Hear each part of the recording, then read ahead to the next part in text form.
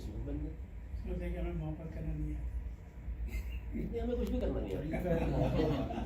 तरीका चीज़ ये है अभी आपने और उसकी वजह वही है कि हम असल में जो इंसान की तहजीब नफ्स है उसको अपनी तालीम का मौजू बना ही नहीं सकते। हमारे यहाँ जो तालीम दी जाती है वो तालीम भी असल में तासुबात की तालीम हो जाती है, पर यह स्किल सिखा दी जाती है।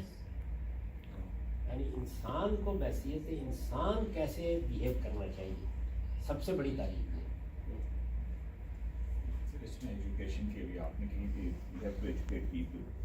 अब इस तरह हम लोग जो हैं डायरेक्शन एक लेमन का यही है कि जामा गनौरिया है जी कराची में, तो दूसरा मौलाना समीउल हक का एक मदरसा, जो बड़े बड़े वो हैं।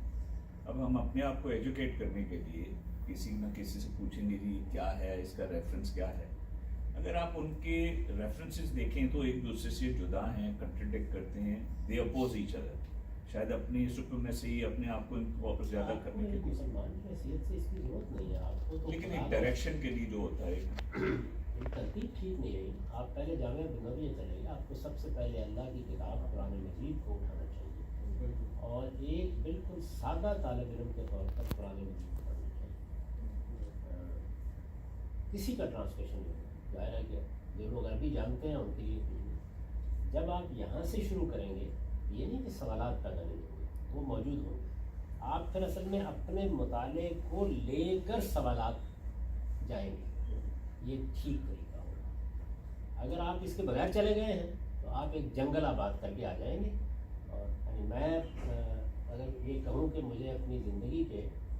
25-30 साल सोसाइटी में काम करने का मौका मिला पाकिस्तान में, उसमें मैं लोगों को एजुकेट नहीं कर रहा था, मैं सिर्फ जो कुछ वो लर्न कर चुके हैं उसको अनलर्न करने की कोशिश की। इसलिए कि वो इतना जंगल है कि आप आगे बढ़ ही नहीं सकते। मेरे उस्ताद मौलाना अमीन हसन इस्लाही कभी कभी हमें पढ़ाते हुए ये कहा करते थे कि तुम लोगों को बाद में एहसास होगा कि मैंने एक बलडोज़र पकड़कर सिर्फ गिराया है, अभी तामीर बाकी। ये इतना कुछ बना दिया गया है, वो लफ्ज़ तो गलत है ज़ुबान के लिहाज से, लेकिन उससे उसका सही स्ट्रेस मालूम होता है कि इल्म में भी नाजायज़ तजावज़ात हैं बड़े बड़े, खराफात है हर जगह ये मामला हो जाता है। किसी इल्म किसी फ़न को आप उठाएं, यही वजह है कि हमारे यहाँ किसी भी शख्स के लिए बिल्कुल मदारी का तमाशा लगा देना मुमकिन होता है। यानी वो मज़हब की बुनियाद पर लगाना चाहे 10 मिनट नहीं लगते। मैंने अपने ज़िंदगी में देखा है, क्योंकि उम्र गुजार चुका हूँ बहुत से लोगों को, तो वो प्लानिंग कर रहे होते हैं बैठे हुए कि अच्छा लोगों के मजहबी जज्बात का इस्तेसाल कैसे करना है।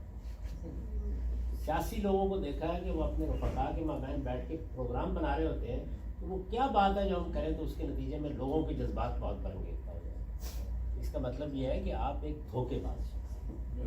जबकि एक सच्चा इंसान तो अपनी खलवत में बैठ के ये सोचेगा कि मुझे सही बात जाननी कैसे है, लोगों को बतानी कैसे। सही बात की आपको बाज़ औक़ात बड़ी कीमत देनी पड़ जाती है, लेकिन अगर कोई आदमी सही बात की कीमत देने के लिए तैयार नहीं है तो उसको किसने कहा है कि वो लोगों की रहनुमाई के मनसब पर बैठे। वो चाहे जाके बाज़ार में कोई दुकान खोल ले, उसमें ज़्यादा पैसे कमा लेंगे और काम करे जा। जिस शख्स को इधर आना है उसको ये सलीब अपने कंधे पर रखनी चाहिए कि नहीं, मुझे इसकी परवाह नहीं करनी कि 4 लोग मेरी बात सुनते हैं या 10 सुनते हैं या 20 सुनते हैं।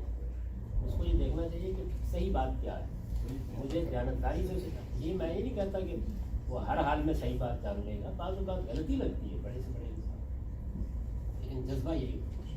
आजकल के दौर में अगर पाकिस्तान के हालात देखिए और जो वहाँ के लोग जो उलमा लोग हैं जो इस बात पर मुनसिर हैं और ज़िद कर रहे हैं कि शरई निज़ाम नाफिज किया जाए, तो क्या ऐसी सूरत में जहाँ पर स्ट्रक्चर ऐसा नहीं हो तो यहाँ पे खाली निज़ाम नाफिज किया जा सकता है? कोई शरई निज़ाम नाम की कोई चीज़ है ही नहीं, मैं तो तलाश करते नहीं, जो स्लोगन जो लोग वहाँ पर स्लोगन है, करते हैं, बेहुदा स्लोगन है, कोई स्लोगन से ज़्यादा वहाँ ये पीर जो है गद्दी नशीन इस तरह वो या शरई के बजाय इस्लामी निज़ाम नाफिज करने का जो है इस्लामी निज़ाम भी कोई चीज़ नहीं। सज़ा और जज़ा कोई बताए मुझे, मैं तो पिछले 40 साल से सवाल कर रहा हूँ, भाई कहाँ पाया जाता है? सुन्नत और हदीस में ڈفرینشیٹ کیسے، کیا جو حضور اکرم صلی اللہ علیہ وسلم کی کہی گئی باتیں ہیں جو روایات کے تھرو آ رہی ہیں، وہ حدیث کی ڈیفینیشن کیا وہی ہے؟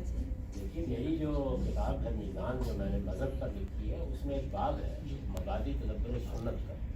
اس میں نے 7 پرنسپل بیان کیے ہیں کہ سنت کو متعین کرنے کا یہ طریقہ ہے، اور پھر ان کو پڑھایا بھی، آپ کسی موقع پر وہ دیکھ لیجیے۔ اس کے بعد یہ ممکن ہی نہیں ہے کہ کوئی غیر سنت چیز سنت میں داخل ہو،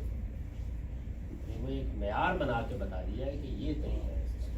باقی حدیث کا سنت سے کہتا ہے، حدیث تو رسول اللہ سے تعلیم ہے۔ ہمارے کنفیوژن سوسائٹی میں دیکھیے، اب جیسے رؤیت ہلال ایک مسئلہ آیا تھا جو ابھی ریسنٹلی پاکستان میں آپ کو پتہ ہے کہ آپ کا بڑا اچھا جواب لگتا ہے کہ یہ تو سائنٹیفک ریلیجن کا اس سے کوئی تعلق نہیں ہے،